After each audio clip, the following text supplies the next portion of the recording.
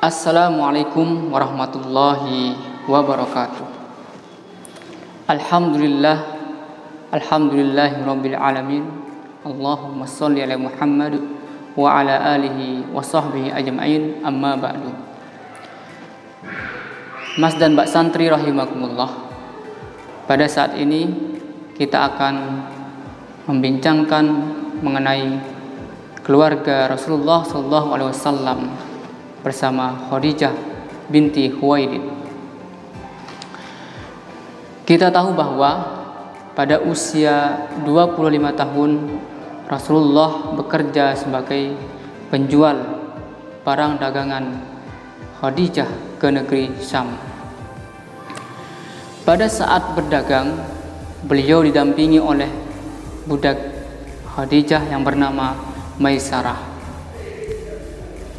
Dalam perdagangan di sana, di negeri Syam tersebut, sang pembantu banyak sekali memperhatikan Nabi kita, Nabi besar Muhammad SAW.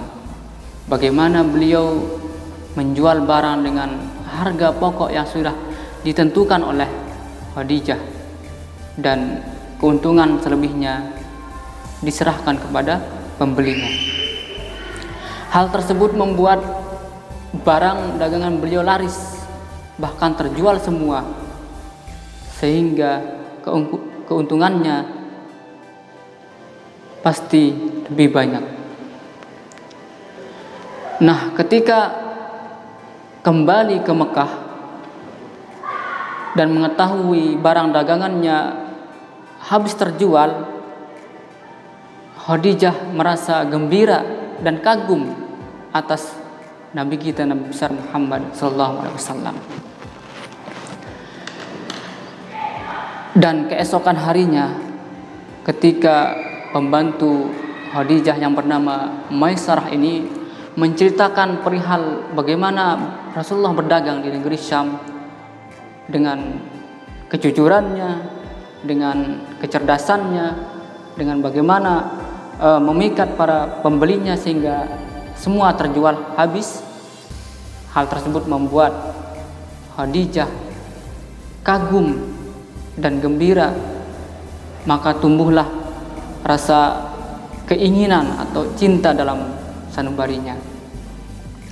Namun hal tersebut tidak langsung disampaikan oleh Khadijah. Ia menyimpan terlebih dahulu. Nah, ketika esok harinya Khadijah meminta sahabatnya yang bernama Nafisah binti Umayyah untuk menemui Rasulullah dan menyampaikan keinginan tersebut kepada Rasulullah SAW. Namun Rasulullah tidak atau belum menyampaikan iya, karena beliau harus mempertimbangkan, membicarakan hal tersebut dengan paman beliau yang bernama Abu Thalib. Singkat cerita, Abu Thalib dan Nabi Muhammad menemui keluarga dari Khadijah untuk menyampaikan keinginan Khadijah, yaitu menjadikan Nabi kita, Nabi besar Muhammad, untuk menjadi suami beliau. Dari beberapa sirah, ahli sirah yang mengatakan bahwa pada saat Abu Thalib dan Rasulullah bertamu ke rumah Khadijah, nyaris tidak ada harta yang dibawa oleh Nabi kita, Nabi besar Muhammad SAW. Dalam pidatonya, Abu Thalib menyampaikan, "Jikalau engkau menginginkan harta dari Nabi Muhammad, maka harta tersebut tidak ada pada dirinya. Karena ketahuilah bahwa harta laksana bayangan yang akan hilang, tidak akan bertahan lama.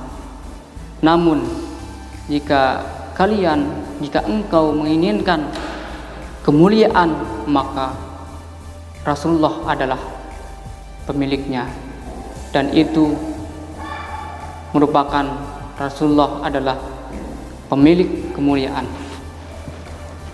Maka menanggapi hal tersebut dari paman beliau Abu Thalib, pihak dari Khadijah yang bernama Waraqah menyampaikan, kami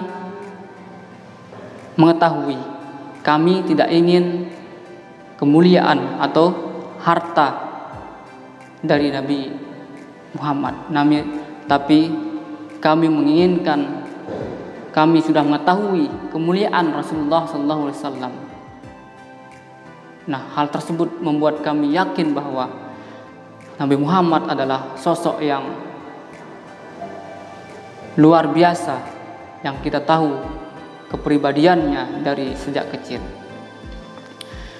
Singkat kata, maka berlangsunglah pernikahan beliau antara Rasulullah dan Khadijah yang pada saat itu memasuki usia 40 tahun. Yang menarik di sini adalah meskipun Khadijah sudah memasuki 40 tahun, hal tersebut tidak membuat Rasulullah merasa canggung atau hilang kendali ketika membina rumah tangga dengan Khadijah radhiyallahu anha. Bahkan meskipun Khadijah terkenal dari suku yang terpandang kaya raya, namun sedikit pun beliau tidak pernah membantah ataupun meninggikan suaranya melebihi suara Nabi kita, Nabi besar Muhammad SAW.